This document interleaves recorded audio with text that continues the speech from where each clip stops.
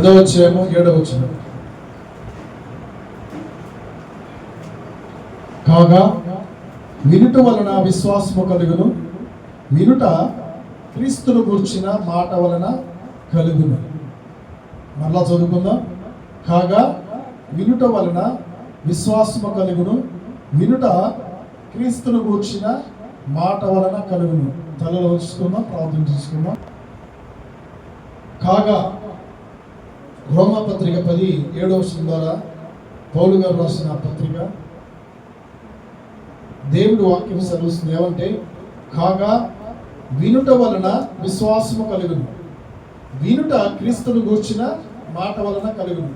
విశ్వాసము, ఆయన మాట వింటే మనకి విశ్వాసము కలిగింది. విశ్వాసం అంటే దేవుని యందు నమ్మిక, దేవుని అంగీకరించడం.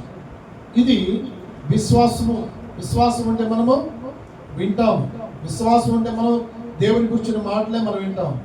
అందుకనే దేవుని గురించిన మాటలు మనం వినటం వల్ల, విశ్వాసం వల్ల మనం ఏం చేశాడు దేవుడు? నీతిమంతులుగా మార్చిన దేవునికి స్తోత్రము కలుగును గాక. విశ్వాసము ద్వారానే మనం నీతిమంతులుగా అయ్యాం. ఆయన ఉచితమైన కృప ద్వారా, ఆయన ప్రేమ ద్వారా సన్నిధిని తీసుకుని వచ్చాడు. విశ్వాసము ద్వారా మనల్ని నీతిమంతులుగా మార్చాడు. కృప ద్వారా మనం రక్షించిన దేవుడు కాబట్టి మనము ఆయన మాటలే మనం వినాలి. ఆయన మాట వినాలి. వినుట వలన మనకు విశ్వాసం వచ్చింది. విశ్వాసం వల్ల మనము దేవుళ్ళు స్థిరపడతాం, బలపడతాం. కాబట్టి అబ్రాహాము విశ్వాసం ద్వారా పునాదులు గల పట్టణం కొరకు ఎదురు చూశాడు ప్రియబిడ్డ. అలాగనే మనం విశ్వాసం కలిగి ఉండాలి. దేని కొరకు? ఇచ్చిన రక్షణ మనం కాపాడుకుంటూ ఆ యొక్క దేవుని రాకడ కొరకు, దేవుని ఆ యొక్క పరిశుద్ధ పట్టణం కొరకు మనం విశ్వాసం కలిగి ఉండాలి. విశ్వాసం లేకుండా దేవునికి ఇష్టలే ఉండుట అసాధ్యం అంటాడు దేవుడు. కాబట్టి మనం ఏం చేయాలి? విశ్వాసము కలిగి ఉండాలి. విశ్వాసమే నీతి ప్రియబిడ్డ. విశ్వాసం కలిగి దేవుని ప్రజలుగా మనము, నీతిమంతులుగా మనం తీర్చిదిద్దబడాలి. హల్లెలూయా. మంచిది. యెషయా 50వ అధ్యాయము 10వ వచనం. యెషయా 50వ అధ్యాయము 10వ వచనం. ఆయన సేవకుని మాట వినివాడు ఎవడు? చదువు. వెలుగు లేకయే చీకటిలో నడుచువాడు.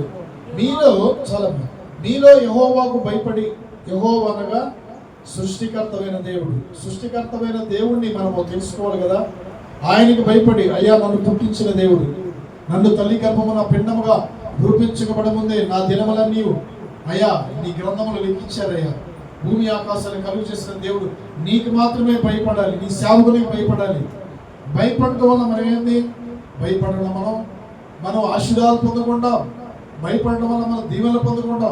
అబ్రాహాము, నోవాహు దేవునికి భయపడ్డారు. భయపడినప్పుడు వారు ఆశీర్వదించబడ్డారు ప్రియబిడ్డ. ఎందుకని? ఆయన మాట చెప్పాడంతే విన్నారు. సేవకుడు చెప్పిన మాట ఆయన మాట కాబట్టి వినాలి.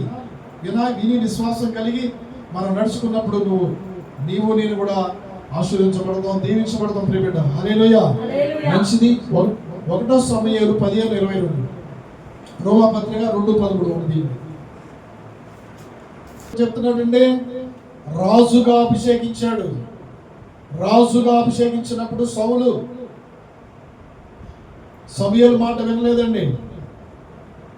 వారు అట్లా చెప్తుంటారులే, వాళ్ళు అలానే చెప్తుంటారులే అని మనము అనుకోకూడదు ప్రియబిడ్డ. ఈ రోజు నాతో నువ్వు మాట్లాడుతున్నావయ్యా. సమూయేలు మాట వినలేదు. సమూయేలు అప్పుడు దేవుడు చెప్పమంటాడు ఏమని? పొట్టేళ్ళ క్రొవ్వు అర్పించడం కంటే, పొట్టేళ్ళను అర్పించడం కంటే, క్రొవ్వును అర్పించడం కంటే, దహన బలులు అర్పించడం కంటే నీవు మాట విను.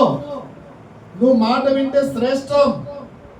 నువ్వు మాట వింటే నీకు శ్రేష్టం అని సమూయేలు ఏం చేస్తున్నాడు? సౌలుకి ఉపదేశం చేస్తున్నాడు ప్రియబిడ్డ. ఉపదేశం చేస్తున్నాడు. నువ్వు మాట వినాయా, నాట్ల ప్రకారం నడుచుకో. ఏది మంచిదో, ఏది చెడ్డదో, ఏది దైవమో, ఏది దైవమో కానిదో నువ్వు తెలుసుకో అని సమూయేలు హెచ్చరిస్తున్నాడు. హల్లెలూయా. హల్లెలూయా. రోమపత్రిక 2:13. ధర్మశాస్త్రము వినువారు దేవుని దృష్టికి నీతిమంతులు కారు గాని ధర్మశాస్త్రమును అనుసరించి ప్రవర్తించువారే నీతిమంతులుగా ఎంచబడుదురు. హల్లెలూయా. ఇందాక మనం రోమపత్రిక 10:7 చదివాం కదా. విశ్వాసము ద్వారా మనం ఏం చేశాడమని, మన ఏం చేశాడమ్మా? దేవుడు నీతిమంతులుగా మార్చాడు. చెప్పండి, విశ్వాసం ద్వారా మన ఎలాగ మార్చాడు? దేవుడు నీతిమంతులుగా మార్చాడు. నీతిమంతుడు అంటే యేసునందు విశ్వాసం ఉంచిన వారిని నీతిమంతులు. హల్లెలూయా.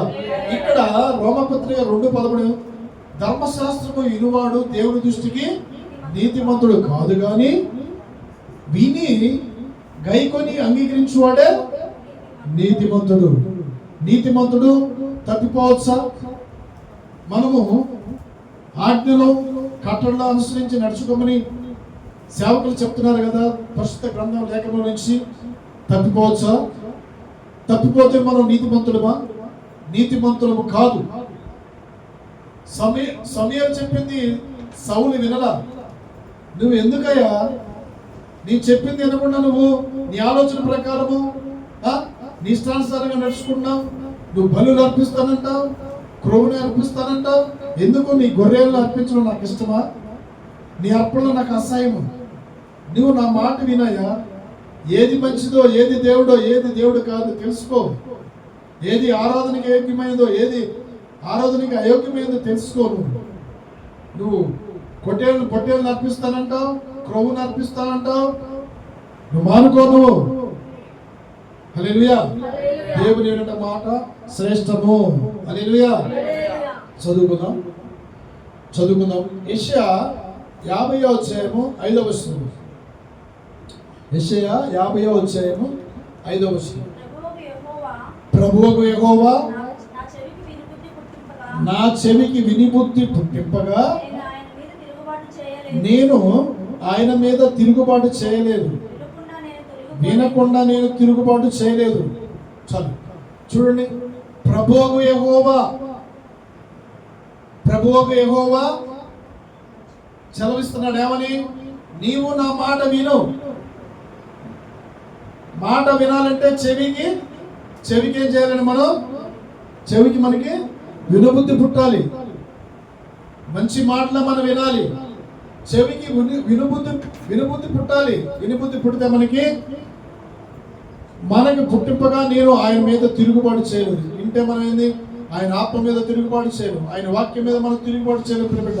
అందుకని వినకుండా నేను తిరుగుబాటు చేయలేదు. మనము వినకుండా మనము దేవుని మాటల మీద మనం తిరుగుబాటు చేయకూడదు ప్రియబిడ్డ. సౌలు రాజుగా అభిషేకించాడు, సేవకుల మాట వినలేదు. అయ్యా, నువ్వు అమాలేకులేక వాళ్ళ సంపదను తీసుకురావద్దు, అవి ఆరాధనకి యోగ్యమైన కాదు, అవి అన్నిలు దేవుని ఎరగనివి అయ్యి దేవుని ఎరక అనేక చోట్ల వారు పరిగెత్తుతుంటారు. వారిని తీసుకురావద్దు, వారి వెంట్లు తీసుకురావద్దు, వాళ్ళ గొర్రెలు తీసుకురావద్దు, వాళ్ళు అర్పించి నువ్వు తినవద్దు, నువ్వు తీసుకోవద్దని సమయాలు బ్రతిమలాడాడండి సౌలుకి. సౌలు ఏం చేశాడు తెలుసా? ఇవి తీసుకొచ్చి మనం శ్రేష్టమైన బలులు అర్పిస్తే బాగుండేమో. సమయాలు సేవకుడు చెప్పాడు కదా, నువ్వు చెప్పినప్పుడు నువ్వు విను, చేయొద్దు, సమాధానంగా ఉండు, ప్రేమ కలిగి ఉండు, దేవుని వాక్యానుసారంగా నడుచుకొని మన సేవకులు చెప్తున్నప్పుడు దాని ప్రకారం మనం నడుచుకున్నప్పుడు నీవు ఆశీర్వించబడతావు, దీవించబడతావు. రాజుగా నన్ను అభిషేకించాడు ప్రియబిడ్డ. సౌలులాగా మనం రాజులైన యాజక సమూహముగా, సొత్తైన ప్రజలుగా ఆయన మనం ఏర్పరచుకున్నాడు. కాబట్టి మనం ఆయన సొత్తు విలువైన రక్తంతో కొనుక్కున్నాడు. మనం ఆయన మాట దినదినము వినాలి.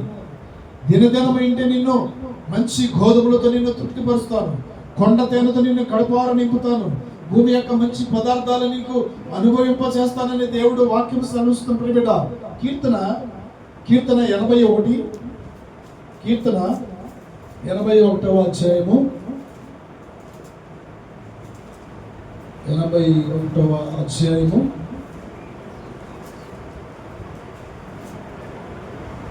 16వ వచనం. అతి శ్రేష్టమైన గోధుమలను అనుగ్రహించి నేను వారిని పోషించదను, కొండ తేనెతో కొండ తేనెతో నిన్ను తృప్తిపరుస్తానంట. తృప్తి కలగాలి. మనము మన చెవుకి వినుభూతి పుట్టించే మంచి మనసు కలిగి ఉన్నప్పుడు, ఆయన మాట విన్నప్పుడు మనం ఏం చేస్తానన్నాడు? మంచి గోధుమలతో తృప్తిపరుస్తాను, కొండ తేనెతో తృప్తిపరుస్తాను. కొండ తేనె ఎలా ఉంటుందండి? కొండ తేనె అంటే ఇప్పుడు ఇక్కడ పెట్టే తేనె చెట్లకి వాటికి పెడతాయి కాబట్టి ఆ కొండ తేనె అంటే రాళ్ల మధ్యలో పెడతాయి తేనె. ఆ తేనె ఎంత మధురంగా ఉంటుందో తెలుసా? అనేక ఫ్లవర్స్తో పువ్వుల్లో ఉన్న మకరందాన్ని తీసుకొచ్చి ఆ మకరందాన్ని ఆ యొక్క తేనె తొట్టులో విడుస్తాయి. ఆ తేనెటీగలు ఆ యొక్క మకరందాన్ని మనం చురుకున్నప్పుడు ఎంత మధురంగా ఉంటుంది. అలాగని నిన్ను దేవుడు ఏమంటాడు తెలుసా? నీవు నా మాట వింటే, నువ్వు నా మాట నా ఆజ్ఞ ప్రకారం నడుచుకుంటే నిన్ను మంచి గోధుమలతో నిన్ను కడపార నింపుతాను, కొండ తేనెతో నిన్ను తృప్తిపరుస్తానంటాడు. హల్లెలూయా. నీవు తృప్తి పడాలంటే, నువ్వు మంచి గోధుమలతో నువ్వు తృప్తి పడాలంటే, నువ్వు దేవుని మాట ద్వారా విని లోబడి నువ్వు ఆశ్రయించబడాలంటే, భూమి యొక్క మంచి పదార్థాలను అనుభవించబడాలంటే నీవు ఆయన ఆజ్ఞ ప్రకారం వినాలి. సేవకులు చెప్పిన మాట వినాలి. ప్రియ దేవుని బిడ్డలారా, అప్పుడు నీవు సంతోషముతో ఆనందముతో ఈ జీవితాన్ని కొనసాగిస్తావు. హల్లెలూయా, హల్లెలూయా. అందుకని మనము వినగల సేవను, గ్రహింపగల ఆత్మ మనం కలిగి ఉండాలి. దేవుడు యోబు ద్వారా వాక్యం సంధిస్తున్నాడు. నీ చెవు వినటం వలన విశ్వాసం కలిగింది కాబట్టి నీవు చెవును నా మాట వినకుండా తొలగించుకోవద్దంటారు. చదువుదాం 36వ అధ్యాయం, ఏబు 36వ అధ్యాయము, ఏబు 36వ అధ్యాయము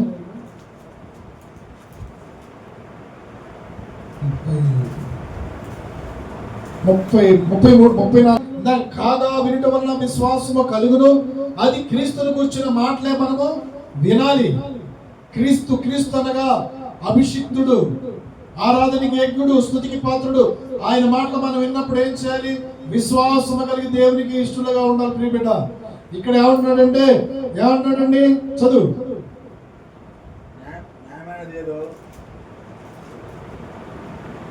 న్యాయమైనదేదో విచారించి చూడుమురండి. అంగిలి ఆహారం రుచి చూసినట్లు చెవి మాటలను పరీక్షించాలి. అంగిలి ఆహారం మనం రుచి చూస్తామా?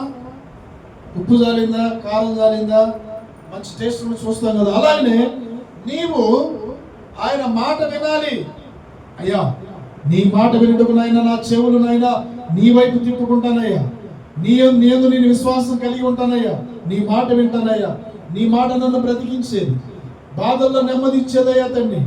అయ్యా, నాకు శాంతినిచ్చేదయ్యా తండ్రి. అయ్యా, నీ మాట నాకు శాంతినిచ్చేది, బాధల్లో నెమ్మది ఇచ్చేది నాయన. నా చెవు నాయన నీ మాటలు ఏందో పరీక్షిస్తానాయని మనము ఎవరికెవరు మనము నిర్ణయించుకోవాలి, పరిశీలించుకోవాలి. ప్రియ బిడ్డ, హల్లెలూయా. వినుట వలన నీకు విశ్వాసం వచ్చి, విశ్వాసం వలన నువ్వు నీతిమంతురాలుగా తీర్చబడతావు. హల్లెలూయా. చదువుదాం. యెషయా 38వ అధ్యాయము 1, 2, 3 వచనాలు. యెషయా 38 1, 2, 3 వచనాలు చదవాలి. అక్కడికి వెళ్ళాల్సింది. వెళ్ళాడు, హిజ్కియా రాజు దగ్గరికి వెళ్ళాడు. వెళ్ళిన తర్వాత, హిజ్కియా నీవు మరణమగుచున్నావు. హిజ్కియాకి మరణకరమైన వ్యాధి వచ్చింది. వ్యాధి వచ్చినప్పుడు యెషయా సేవకుల ద్వారా పంపించాడు. నువ్వు మరణమగుచున్నావు, నీ ప్రవర్తన మానుకో, నీ ఆలోచన మానుకో, నీ నోటి మాటలు మానుకో, నీ తలంపులు మానుకో, నీ నడవడికలు మానుకో అని దేవుడు యెషయా ద్వారా హిజ్కియాకు హెచ్చరిస్తున్నాడు. ఏమని? నీవు మరణమవుతావయ్యా, నీవు బ్రతకవు, దేవునికి విరోధంగా నువ్వు నడుచుకోవద్దు, దేవునికి విరోధంగా నువ్వు ప్రవర్తించవద్దు, దేవుని దాసులుగా విరోధంగా నువ్వు మాట్లాడవద్దు.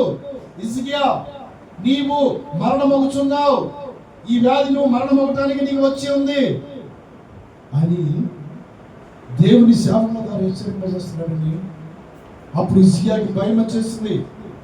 ఇప్పుడు ఎవరైనా వచ్చి నీవు మరణమవుతున్నావు అని ఒకరిని తెలియపరిచడానికి ఎంత భయం ఉంటుందండి? నీకు ఇలా జరుగుతుందని అంటే ఎవరైనా చెప్తే భయం ఉంటుందా? ఒక రాజు అయిన వాడు సింహాసనం దిగి ఏం చేస్తున్నాడు తెలుసా? కన్నీళ్లు గార్చాడు, దేవుని ప్రార్థిస్తున్నా. ఏమని? అయ్యా నీ సన్నిధిలో నేను ఎలా నడుచుకున్నానయ్యా, యథార్థంగా నడుచుకున్నానయ్యా, నేను అయ్యా నీ సన్నిధిలో ఎలా నడుచు నువ్వు చూస్తున్నావు కదా అని దేవునికి ప్రార్థిస్తున్నాడు. హిజ్కియా కన్నీటితో ప్రార్థన చేస్తున్నాడు, విరిగి నలిగిన మనసుతో ప్రార్థన చేస్తున్నాడు. అందుకనే విరిగి నలిగిన మనసు బలియాగము నాకు ఇష్టమన్నాడు. విరిగి నలిగిన మనసుతో నువ్వు స్తుతించాలి. బలులు అర్పించడం కంటే విరిగి నలిగిన మనసే దేవునికి ఇష్టమైన బలులు అని 51వ కీర్తనలో మనం చదివాం కదా. విరిగి నలిగిన మనసుతో దేవునికే బలియాగం చేసినప్పుడు ఇష్టం. హల్లెలూయా. హిజ్కియా విరిగి నలిగిన మనసుతో ప్రార్థిస్తున్నాడు. ఎప్పుడు? యెషయా వచ్చి చెప్పినప్పుడు విన్నాడు. విని ఏం చేశాడు? మోకాళ్ళ మీద ఉండి ప్రార్థన చేస్తున్నాడు. అయ్యా అయ్యా నన్ను రక్షించయ్యా, నన్ను రక్షించయ్యా, ఈ వ్యాధి తొలగించయ్యా, నేను ఎట్లా నడుచుకున్నాను, నీ సన్నిధిలో నేను ఎలాగ ప్రవర్తించాను. మన ప్రవర్తన ఆయనకి ప్రీతికరముగా ఉండాలి. ఆయన సన్నిధిలో మనం ఎలా నడుచుకున్నాం, ఆయన ఆజ్ఞ ప్రకారం నడుచుకున్నావా, ఆయన కట్టడలు అనుసరించి మనం నడుచుకున్నా మనం పరిశీలించుకోవాలి. ప్రియబిడ్డ, ఎన్ని బాధలు, ఎన్ని కష్టాలు, ఎన్ని అవమానాలు, నిందలు ఎందుకు వస్తున్నాయంటే ప్రియబిడ్డ నీవు దేవుని మాట వినడం లేదు. నువ్వు దేవుని మాట విని తృప్తిగా నీవు కొండ తేనెతో నువ్వు కడపాలని నింపుకోవట్లేదు. కొండ తేనె అంటే వాక్యమే. చుట్టేనే ధరల కన్నా వాక్యము. ఆయన సన్నిధిలో ఎన్నెన్నో మేలులు ఉంటాయి తెలుసా? ఆయన సన్నిధిలో మనము ఆనందించాలి, సంతోషించాల్సిన మంచి మనసు ఉండాలి. ప్రియబిడ్డ హల్లెలూయా. చదువు చదువు. నీ సన్నిధిలో నేను ఎలా నడుచుకున్నానయ్యా, నీ దృష్టికి నేను అనుకూలముగా సమస్తమును నేనెట్లా జరిగించానో కృపతో నువ్వు ఆయన దృష్టికి మనం ఎలా నడుచుకున్నావో, ఆయన దృష్టికి నేను ఎలా ప్రవర్తిస్తున్నానో, ఎలాగ నడుచుకున్నానో, ఎలాగ మాట్లాడుతున్నానో నీవు నేను సర్వలోకంలో ఎవరైనా సరే తెలుసుకోవాలి. ప్రియబిడ్డ మనుషుల దృష్టి ఎందుకు కాదు, మనుషుల దృష్టి కాదు, దేవుని దృష్టిలో నేను ఎలాగ నడుచుకుంటున్నాను, నేను ఎలాగ ప్రవర్తిస్తున్నాను అని మనము పరిశీలించుకోవాలి. అయ్యా నా ప్రవర్తన నీకు ప్రీతికరంగా ఉండాలి, నా ప్రవర్తన నీకు ప్రీతికరంగా ఉండాలని సామెతలు 16:7 ఏంటంటే అయ్యా నా ప్రవర్తన నీకు ప్రీతికరంగా ఉన్నప్పుడు నాలో ఉన్న శత్రుత్వం కూడా మిత్రుత్వం అవుతారని వాక్యం సెలవుస్తున్నా. ఆయనకి మన ప్రవర్తన ప్రీతికరముగా ఉండాలి.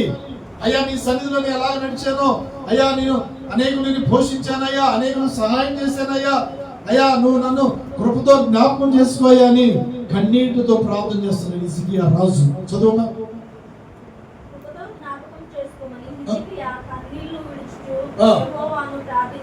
ప్రార్థించాడు. చదువు. యెహోవా వాక్కు యెషయాకు ప్రత్యక్షమై ఎలాగూ దేవుడు చెప్తున్నాడు. తండ్రి అయినా యెహోవా దేవుడు యెషయాకి చెప్పమని చెప్తున్నాడు.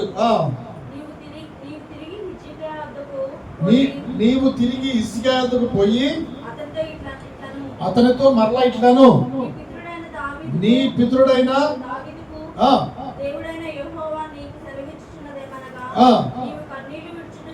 నీవు కన్నీళ్లు విడుచుట చూసి తిని నీ ప్రార్థన నేను అంగీకరించి తిని ఇంకా 15 సంవత్సరాలు నీకు ఆయుష్ ఇచ్చేదను. హల్లెలూయా, హల్లెలూయా, హల్లెలూయా.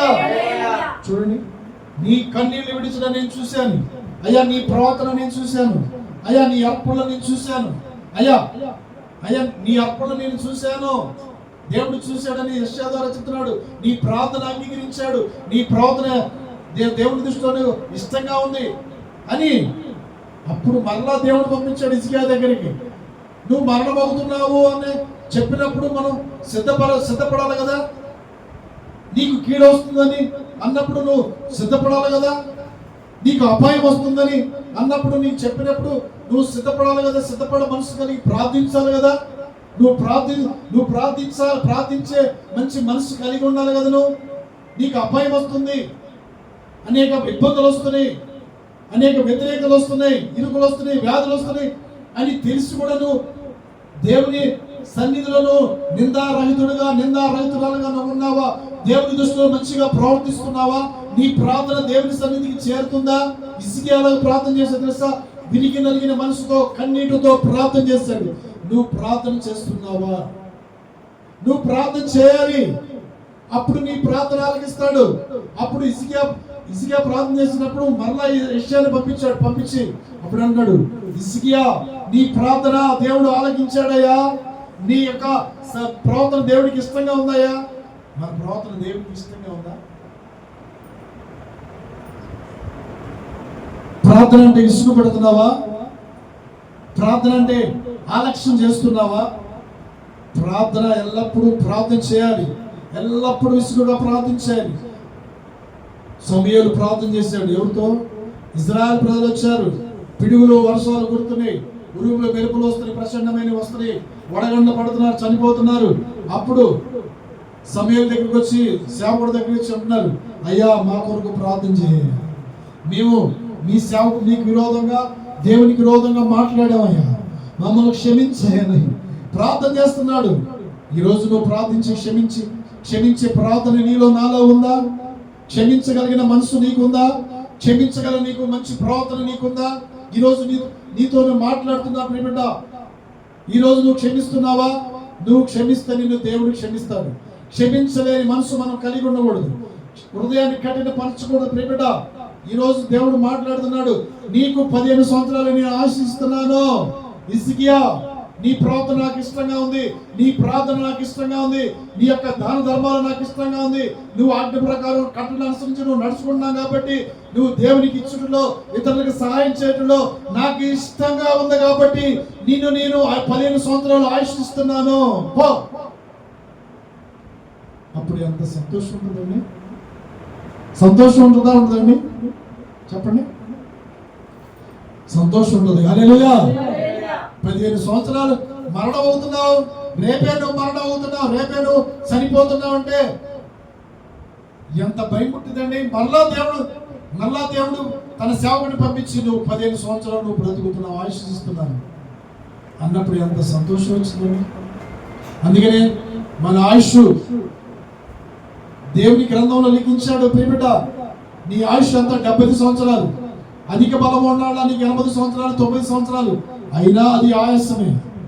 నీకు దేవుడు నిర్ణయించిన కాలం ఏందో తెలుసా? దేవుడు నిర్ణయించిన కాలం ఎంతో తెలుసా? 70 సంవత్సరాలు. నువ్వు 70 సంవత్సరాలు నువ్వు ఏం మంచి చేస్తున్నావా? దేవునికి ఆరాధిస్తున్నావా? నిజమైన దేవుడు తెలుసుకున్నావా? నేను ఇంతేలే, వాళ్ళంతేలే, నేను ఇంతేలే అంటే నువ్వు అంతే, వీళ్ళు ఇంతే. నమ్మి బాప్తిసం పొందిన రక్షించబడతారు, నమ్మని వారికి శిక్ష. ఆ రోజు అగ్నిగుండం ఉంటుంది, పరలోకం 2 ఉంటుంది ప్రియబిడ్డ. ఈ రోజు కాలము సమీపించి ఉంది కాబట్టి, సమయం ఇస్తున్నాడు కాబట్టి నువ్వు విను. ఏది మంచిదో ఏది చెడ్డదో తెలుసుకో. దేవునికి విరోధమైన, దేవుని సేవకులకు విరోధమైన నువ్వు చేయొద్దు, ప్రవర్తించవద్దు. హల్లెలూయా. కాబట్టి నువ్వు ఇంటే నీకు శ్రేష్టమైన నీవు నీ కుటుంబం అనుభవిస్తావు. పరిశీలించుకో ప్రియబిడ్డ, నేను దేవునికి ఇష్టంగా ఉంటున్నానా? హిజ్కియా ద్వారా నాకు తెలియపరిచింది. హిజ్కియా ఇచ్చుటలో, సహాయం చేయటంలో, ఆదరించడంలోనైనా నేను విన్నానయ్యా, నేను తప్పిపోయినా క్షమించనైనా. అందుకనే నేను తండ్రి అయ్యా, నేను నీ మాట వినకపోవడమే నేను అయ్యా ఆశీర్వాదాలు పొందుకోలేకపోతున్నానని నీవే పరిశీలించుకో. దావీదు పరిశీలించుకున్నాడు తెలుసా? 139 కీర్తన చివరి వచనం చదవమ్మా, చివరి 2 వచనాలు 130. చూడండి, దావీదు ప్రార్థన. దావీదు రాజు, నువ్వు నేను రాజులమే. మరి ఎవరిని ప్రార్థన చేయాలి, ఎవరిని పరిశీలించుకోవాలి? అయ్యా నేను పరిశోధించు, నా ప్రవర్తన సరిగా ఉందా? అయ్యా నా ఆలోచన సరిగా ఉన్నాయా? నాకు క్రియలు మంచిగా ఉన్నాయా? తండ్రి నన్ను నేను పరిశోధించుకుంటానయ్యా. నీ ఎదుటనైనా నీకు ఆయుష్కర మార్గం నా యందు ఉందో నేను తొలగించుకుంటాను, ఆ మార్గంలో నేను నడవనయ్యా. నిత్య మార్గంలో నడిపి. నిత్య మార్గం అంటే ఏంది? నిత్య జీవము, పరలోక మార్గము. ప్రియబిడ్డ, నిత్య మార్గంలో ఉన్నాడు, దేవునికి ఆయాసకరమైన మనలో ఉండకూడదు, దాన్ని తీసి పారవేయాలి. హల్లెలూయా. అందుకని దేవుని మాట విన్నాడు హిజ్కియా, 15 సంవత్సరాల ఆయుష్ ఇచ్చాడు. నీవు నేను కూడా వినాలి, ఆయుష్ కాలముందు దేవుడు స్తుతించాలి. హల్లెలూయా, హల్లెలూయా. 2వ రాజులు 5:10. 2వ రాజులు 5:10 గారు ఒక సేవకుడు చెప్తున్నాడు, ఏంది అని చెప్పేది, ఈయన మాటలు మనం వినాలా అని ఎప్పుడు కూడా మన హృదయంలో వచ్చి ఎప్పుడు కూడా కఠినమైన మాట రాకూడదు. ఎలీషా గారు ఏలియా కంటే ఎన్నో అద్భుతాలు చేశాడు. నీళ్లు చేదుగా ఉంటే చేదు నీళ్లు తీపి నీళ్ళుగా మార్చాడు. చనిపోయిన వారు లేవనెత్తపడ్డారు. ఆయన నోటు ద్వారా ఎన్ని అద్భుతాలు జరిగినాయి ప్రియబిడ్డ. ఎలీషా గారు చెప్తున్నాడు, సిరియా రాజు దగ్గర ఉండే సైన్యాధిపతి శతాధిపతి ఇతనికి కుష్ఠరోగం వచ్చింది. కుష్ఠరోగం వచ్చినప్పుడు ఒక చిన్నది ఎవరో తెలుసా, ఇజ్రాయెల్ దేశం నుంచి కొల్లగొట్టుకొచ్చారు. చిన్నది యెరూషలేము పట్టణం యొక్క బిడ్డ తీసుకొచ్చినప్పుడు వాళ్ళ దగ్గర ఏం చేస్తున్నారు, పని పిల్లలాగా ఉంచుకున్నప్పుడు ఈ యొక్క నయమానికి కుష్ఠరోగం వచ్చింది. కుష్ఠరోగం వచ్చినప్పుడు ఆ చిన్నది చెప్తుంది, ఏమని చెప్తుంది, నువ్వు రాజు దగ్గరికి వెళ్ళి, నువ్వు ఫలానా దేశం ఫలానా దగ్గర ఎలీషా గారు ఉంటారు, నువ్వు అక్కడికి వెళ్ళు, ఆయన నీకు ప్రార్థన చేస్తాడు, ఆయన ఏది చెప్తే అది ఇనుమని పంపించినప్పుడు ఎలీషా గారి దగ్గరకు వచ్చాడు. ఎలీషా గారి దగ్గరకు వచ్చిన తర్వాత ఎలీషా గారు ఒకటే మాట చెప్పాడు, ఏమని, విను. ముందులో వినాలి కదా, వినలేదు. వినటం వల్ల విశ్వాసం వచ్చింది కదా, విశ్వాసం ఉంటే ఆ యోర్దాను నదిలోకి వెళ్ళి మునిగేవాడు.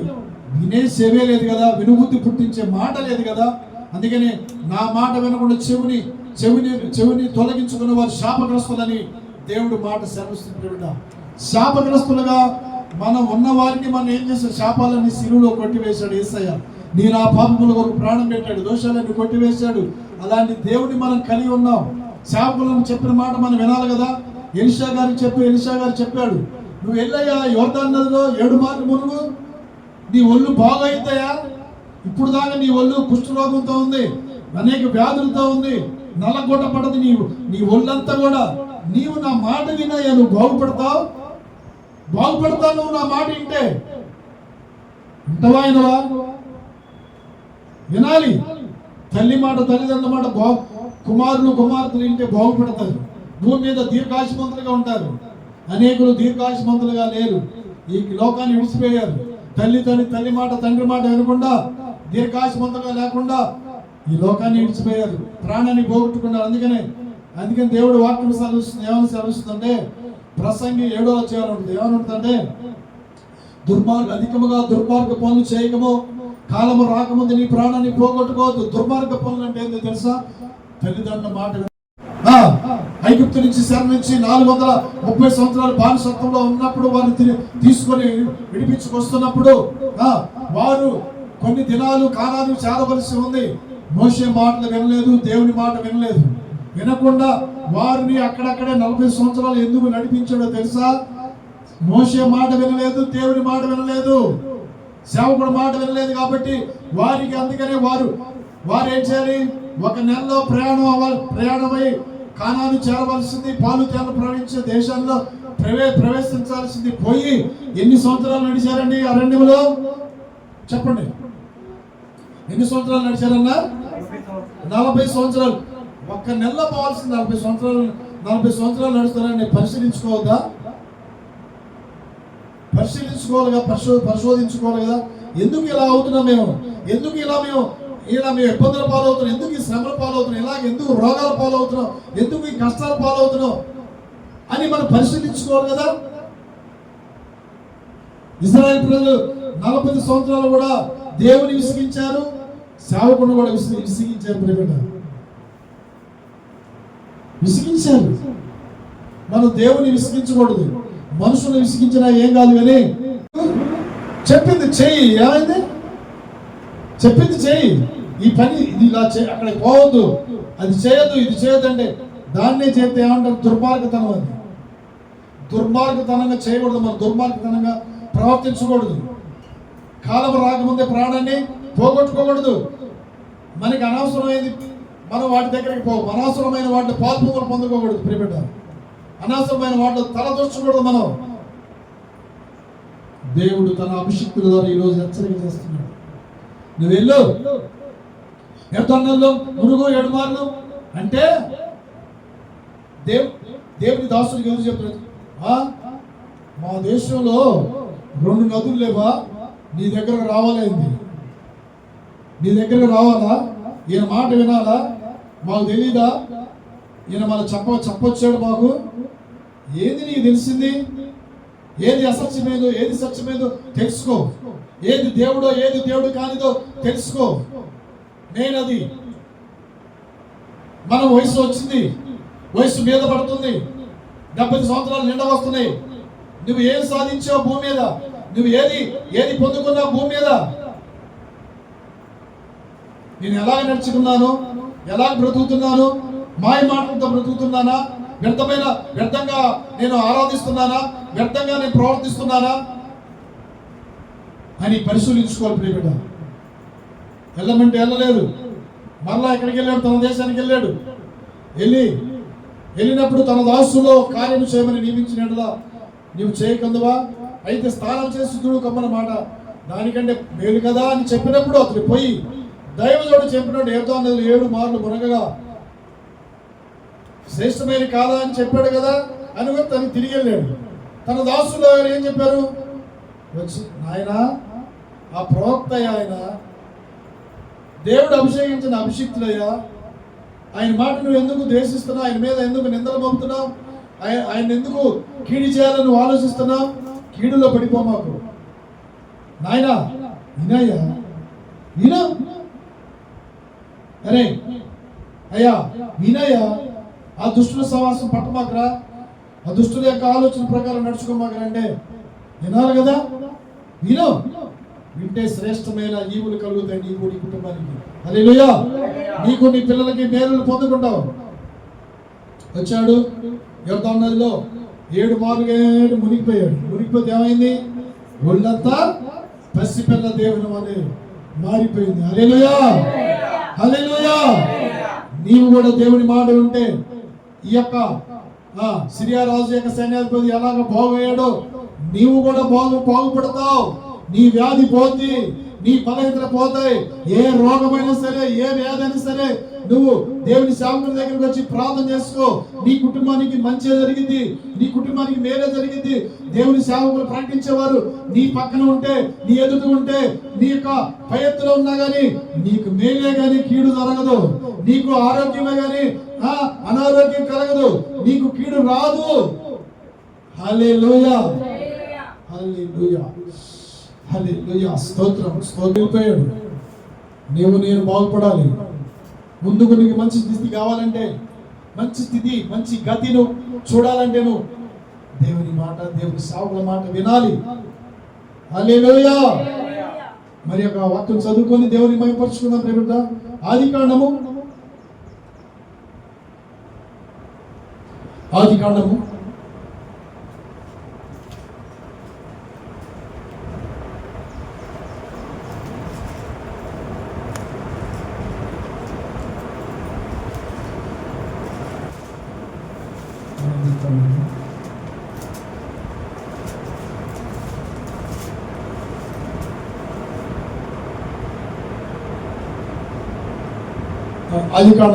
18వ అధ్యాయము 14వ వచనం చదువుతా. 18వ అధ్యాయము 14వ వచనం. యెహోవాకు అసాధ్యమైనది ఏదైనా ఉన్నదా?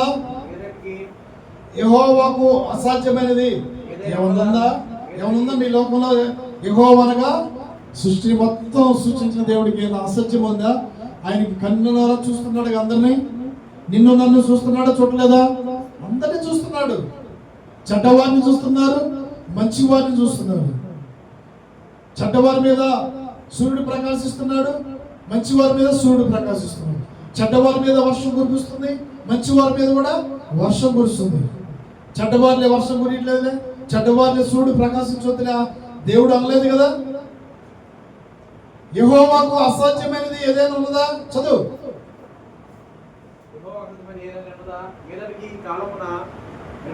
యెహోవాకు అసాధ్యమైనది ఏమైనా ఉన్నదా?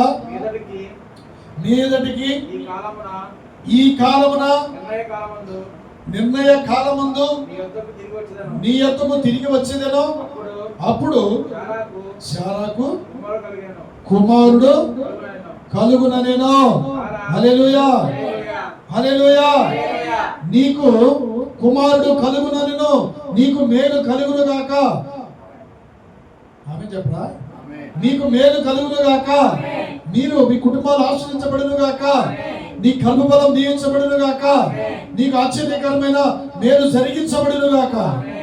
యెహోవాకు అసాధ్యమైనది ఏదో ఉందా? నాకు అసాధ్యమైనది ఏదో ఉందా? లేదు అంటున్నాడు. మీదటికి నేను ఈ కాలమున, ఈ కాలం ఏంటి? వర్షాకాలం. మరలా వచ్చే వర్షకాలమున నీకు కుమారుడు కలుగును అని మాట సెలవిచ్చాడు. అంతే, ఆ మాట నెరవేరింది ప్రియబిడ్డ. హల్లెలూయా, హల్లెలూయా. నీకు మేలు కలగాలంటే, నీకు ఆశీర్వదించబడాలంటే, నువ్వు ఆశీర్వాదాలను పొందుకోవాలంటే ఏం చేయాలి? ఏం చేయాలి? నువ్వు ఏం చేయాలి? ఏం చేయాలి? భర్త మాట వినాలి, దేవుని మాట వినాలి. ఈ శారముగా ఆశీర్వాదం పొందుకోవడానికి కారణం ఏందో తెలుసా? దేవదూతలు వచ్చారు, ఎండవేళ వచ్చారు, మధ్యాహ్నం కాలం అప్పుడు ఏం చేస్తారమ్మా? కొద్దిగా ఇంటికాడ ఉండేది ఏం చేస్తారు? తిని తొంగుంటారు, లేకపోతే ప్రార్థన చేస్తారు.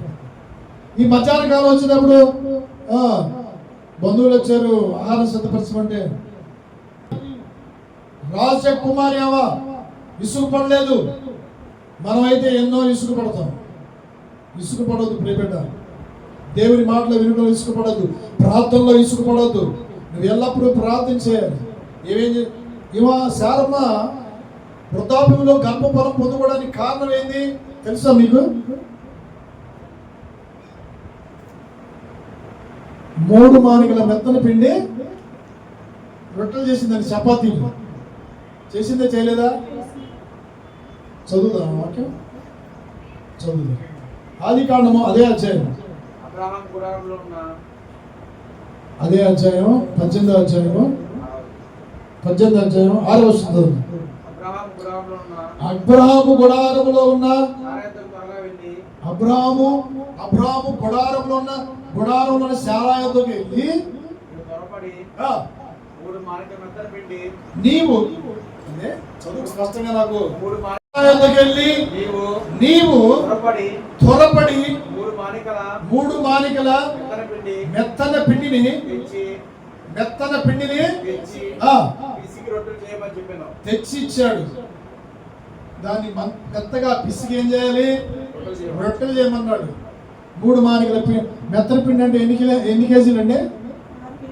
6 కేజీలు. ఇప్పుడు 1 కేజీ గోధుమ పిండి తెస్తే 1/2 కేజీ చేసి 1/2 కేజీ ఉంచుతున్నారు. 6 మానికల పిండి చేసిందండి. ఆమె ఎంత ఓర్పు శారమ్మకి.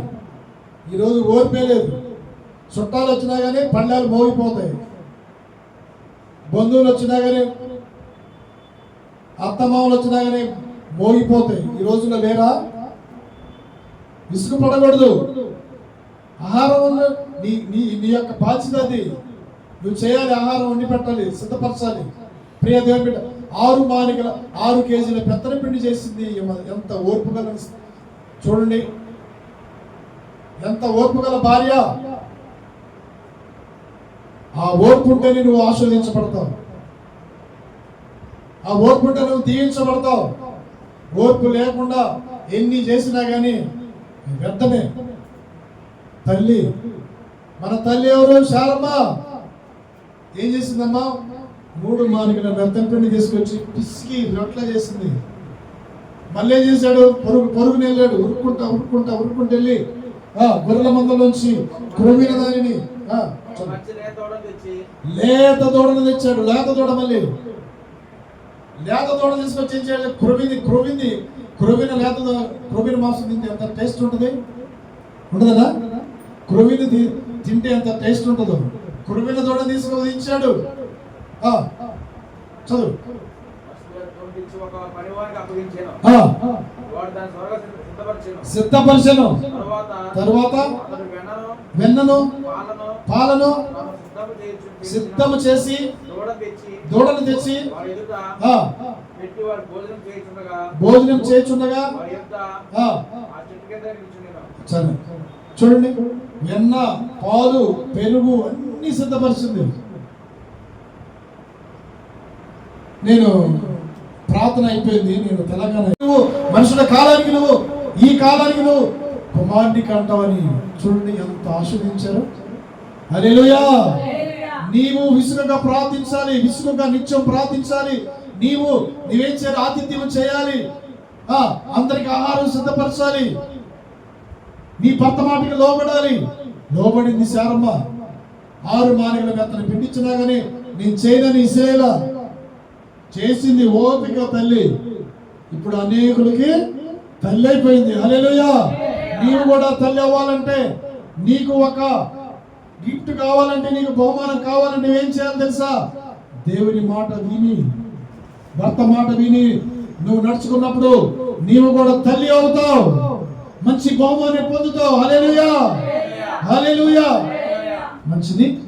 ఒకటి, చెవికి వినుబుద్ధి పుట్టించేది, చెవి వినే మాటలు, దేవుని మాటలు కలిగి ఉండాలి. ఒకటి. రెండోది, హిజ్కియాకి యెషయా ప్రవక్త చెప్పాడు, విన్నాడు. విన్న తర్వాత దేవుని వైపు తిరిగి ప్రార్థన చేశాడు. ఆ వ్యాధి తొలగిపోయింది, మరణం తొలగిపోయింది. మూడోది ఏంటి? ఎలీషా గారు చెప్పారు, నువ్వు యోర్దాను నదికి వెళ్ళి 7 మార్లు మునిగాయంటే అతని రోగం, కుష్ఠ రోగం అంతా మారిపోయి ఒళ్ళంతా చిన్నపిల్లవాడిగా మారిపోయింది. విన్నాడు కాబట్టి. మరి శారమ్మ, దేవదూతలు వచ్చారు, అబ్రహాము వంటను సిద్ధపరచు, భోజనం సిద్ధపరచని చెప్పినప్పుడు, అన్ని సమకూర్చినప్పుడు వంట సిద్ధపరిచింది. ఆమె మాట విన్నది కాబట్టి ఆశీర్వదించబడింది. అనేక జనములకు తల్లిగా తీర్చిదిద్దబడింది. హల్లెలూయా, హల్లెలూయా, హల్లెలూయా, హల్లెలూయా. చివరిగా వాక్యం చదువుకొని మనం ముగించుకుందాం. యోహాను సువార్త 21:5. 21:5. కొన్ని సంవత్సరాల నుంచి శ్రమ పడతారండి, ఏమి పొందుకోరు. ఆ కష్టమే, ఆ బాధే, ఆ రోగమే, ఆ వ్యాధే ఉంటది. ఇన్ని సంవత్సరాలు కష్టపడ్డా అదే తిండి, అదే పంట, అదే ఇల్లు. మరి ఆశ్రయించబడిన వాళ్ళు ఎలా ఉండాలి? హెచ్చించబడాలి, ఆశ్రయించబడాలి, పిల్లలు ఆశ్రయించబడాలి, దీవించబడాలి, నీ కుటుంబం ఆశ్రయించబడాలంటే నీవు అత్త మామ మాట వినాలి, భర్త మాట వినాలి, పిల్లల మన మాట వినాలి, భర్త మాటకు నువ్వు లోబడాలి. అప్పుడు నువ్వు అనేకులకు ఆశీర్వాదకరముగా ఉంటావు. ప్రియబిడ్డ, యేసు ప్రభు వారి శిష్యులు చెప్పాడు, ఏమని? అయ్యా, మేము రాత్రంతా కష్టపడ్డామయ్యా, చేప ఒకటి కూడా పడలేదయ్యా, వలలేసే గారు ఒక్కడ కూడా పడలేదన్నారు. యేసయ్య ధోనిలోకి వచ్చాడు. ధోనిలోకి వచ్చిన తర్వాత అంటున్నాడు, మీ పిల్లలారా, మీ యొద్ద తినడము, మీ యొద్ద ఏమీ లేవా అన్నప్పుడు ఏమీ లేవు అన్నారు. చూడండి, ఏమి ఎందుకుంటాయి? అన్ని ఖాళీగానే ఉంటాయి ఇంట్లో. ఎందుకని? దేవుని మాట విననొల్లని వారి ఇంట్లో ఏముంటాయి? అన్ని ఖాళీగానే ఉంటాయి. హృదయం ఖాళీగానే ఉంటది, ఆశీర్వాదం ఉండదు, దేవుని దీవెన ఉండదు. నేను కష్టపడుతున్నాగా ఆశీర్వదిస్తున్నాడు అనుకోవచ్చు. కష్టం కాదు, మనుషుల కష్టం వల్ల ఆశీర్వాదం కాదు. దేవుడు ఆశీర్వదిస్తే ఎన్నిటికన్నిటికీ ఆశీర్వాదం అది. దేవుని ఆశీర్వాదం నువ్వు పొందుకోవాలంటే ఏం చేయాలి తెలుసా? దేవుని మాట నీవు వినాలి. దేవుని మాట విని నడుచుకున్నప్పుడు నిన్ను శ్రేష్టమైన గోధుమలతో తృప్తిపరుస్తాడు. నీ ఇంట్లో ఉన్న వంటగదిలో ఉన్న అన్ని సమృద్ధిగా నింపుతాడు. నువ్వు ఈ రోజు వెతుకులాల్సిన పని లేదు, రేపు వెతుకులాల్సిన పని లేదు. ఏ నాటి మీద ఆనాటి చేస్తాడు దేవుడు తెలుసా? ఏ నాటి మీద ఆడే చేస్తాడు. రోజు దేవుని అడుకోవడమే, రోజు దేవుని అడుకోవడమే.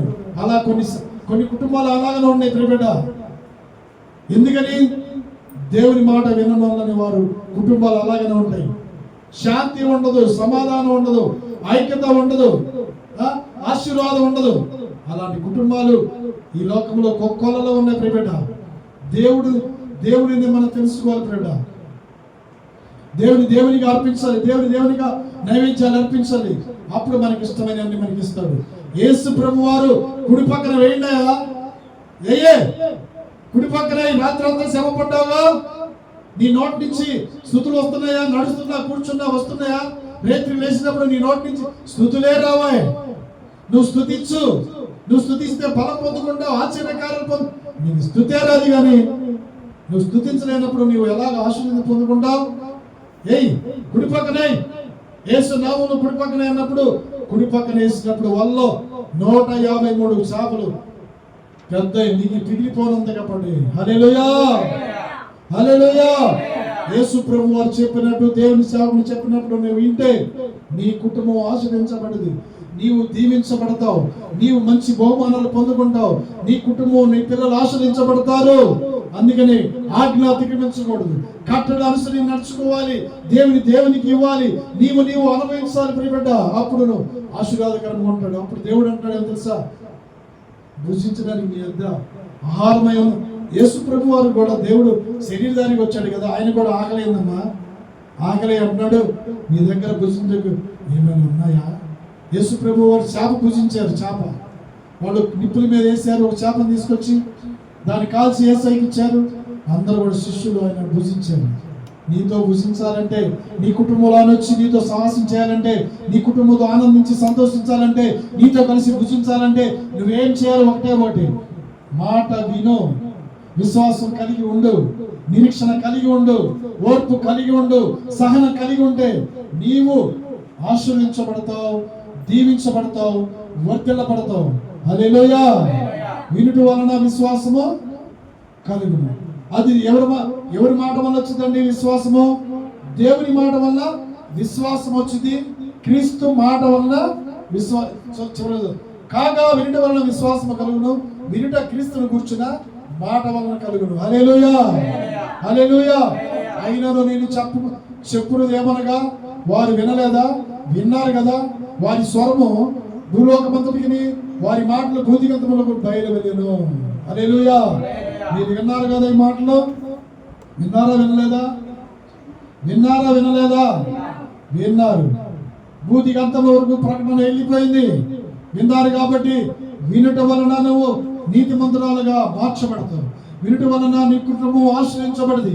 వినుట వలన నువ్వు దీవించబడతావు. వినుట వలన నీ రోగము తొలగిపోద్ది, నీకు సంపూర్ణ స్వస్థత అయింది, నువ్వు బాగుపడతావు, నువ్వు ఆశ్చర్యకార్యం చూస్తావు. హల్లెలూయా. దేవుడు ఏర్పరచుకున్న సేవకుల్ని దూషించవద్దు. దేవుని సేవకుల్ని నీవు చాటు మాటను కూడా దూషించవద్దు. దేవుని అభిషేకం అంటే దేవుని ఆత్మ కలిగిన వారు, తెలుసా, దేవుడు ఏర్పరచుకున్నవారు. కాబట్టి ఇంతవరకు అయ్యా నేను తప్పిపోయానేమో, నన్ను క్షమించయ్యా, నేను విసిగించానేమో, నన్ను క్షమించయ్యా, ప్రార్థన చేయకుండా నేను నిర్లక్ష్యం చేశానేమో, నేను నా భర్త మాట వినలేదేమో, నా పిల్లల మీద తిరుగుబాటుతనం చేశానేమో, నువ్వు ఎక్కడున్నా, ఏ చోట్ల ఉన్నా, యంత్ర పరిగణన విన్నా, అయ్యా నన్ను క్షమించండి, నిన్ను దేవుడు క్షమించడానికి సిద్ధ మనసు కలిగిన దేవుడు. కాలములు మాసములు మారిపోతున్నాయి, సంవత్సరాలు మారిపోతున్నాయి. నీ ప్రవర్తన మారాలి, నీ ఆలోచన మారాలి, నీ స్థితిగతులు మారాలంటే కాలము రాకముందే, ఆ రోజు సూర్యుడు చంద్రుడు మారకముందే ఈ రోజు మంచి కాలం ఇచ్చారు, మంచి సమయం ఇచ్చారు. దేవుని దాసులు ప్రకటిస్తున్నారు, ప్రయాసపడి భారం మోస్తున్న జనులారా నా యొద్దకు రండి, మీకు విశ్రాంతిని కలుగు చేస్తానన్నాడు. నేనే రక్షకుడిని, నిన్ను రక్షిస్తాను, పాతాళంలో రక్షిస్తాను, నిత్య రాజ్యంలో నిన్ను ప్రవేశింపజేస్తాను. నా ద్వారా తప్ప ఎవరు దేవుని యొద్దకు రారు. నేనే దేవుణ్ణి, నేనే రక్షకుడని ఆయన సాక్షిగా ఉన్నాడు ప్రియబిడ్డ. హల్లెలూయా. అందుకని ఆయన మాట విందాం, మాట విని నడుచుకుందాం, భర్త మాట విని నడుచుకుందాం, తల్లిదండ్రుల మాట విని నడుచుకుందాం. కష్టాల నుంచి, బాధల నుంచి, మరణం నుంచి తప్పిద్దాం. మరణం తప్పించిన యెహోవా కాబట్టి ఆయన వశంలో ఉన్నాయి ప్రియబిడ్డ. నిన్న